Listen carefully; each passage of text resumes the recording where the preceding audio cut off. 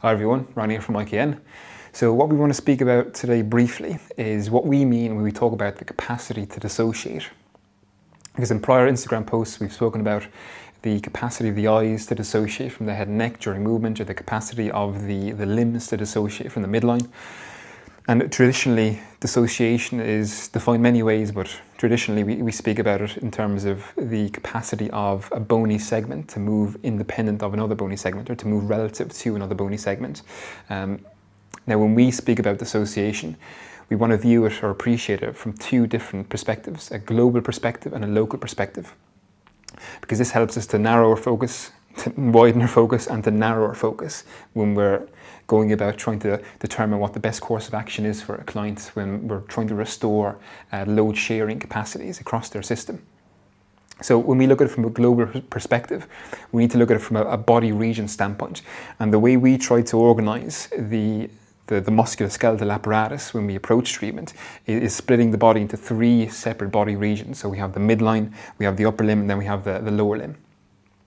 Now, when you appreciate the system and the apparatus from these three different body regions, we can appreciate that each body region will express a different behavior when it comes to managing and handling pressure and stress and load acting on our system, okay?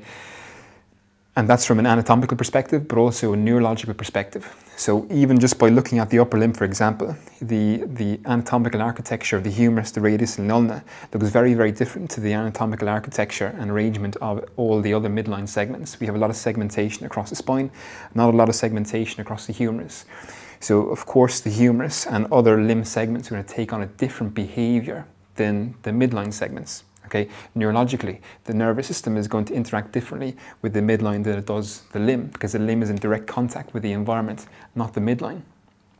So when we talk about the capacity of the limb to dissociate from the midline, what we're talking about there is the capacity of the limb to take on a different behavior. The way you load the limb is going to be very different.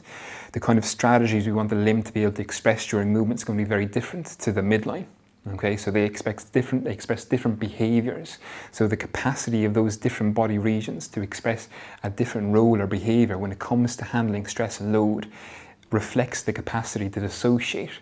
Because as an example, if somebody, this is just a very simplified example, if somebody is expressing an awful lot of muscle activity and tension around their shoulder region, the proximal structures, well, a potential reason for that, and let's say this individual has been stretching and strengthening the area around the proximal tissues, well, potentially that midline region here is actually taking on the role of the limb, because a limb should have the capacity to handle that stress from distal to proximal, but if it doesn't possess that capacity, then maybe the midline may have to take on that role, and that's where we may see it increase the amount of muscle activity around those tissues.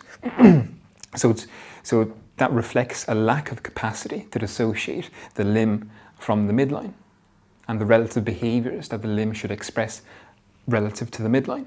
Okay, so that's on a global level. So when we think globally, we're looking at the body regions. What kind of behavior does the midline need to express to manage stress? The midline doesn't interact directly with the external environment, so it probably doesn't have to take on the same kind of role or behavior that the limb takes on. Okay, so that's global dissociation.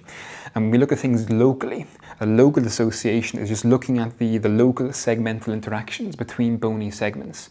So can the humerus, for example, dissociate from the scapula? That would represent a freeing strategy from a motor learning approach. A freeing strategy is the capacity for bony segments to be able to move independent of one another, okay? Where they can move relative to one another or in opposite directions. Versus what a freezing strategy is where you may see increased amount of muscle activity or co-contraction or in a local joint complex where, if there's a lot of muscle activity surrounding the glenohumeral joint, potentially that humerus may not be able to move relative to the scapula. So when you're checking internal external rotation, they may be limited. If you're checking it in supine, for example, with the humerus abducted to 90 degrees and you're checking internal external rotation and you don't get the full excursion, then potentially, that reflects that on a local level, the scapula and the humerus may not be able to move relative to one another.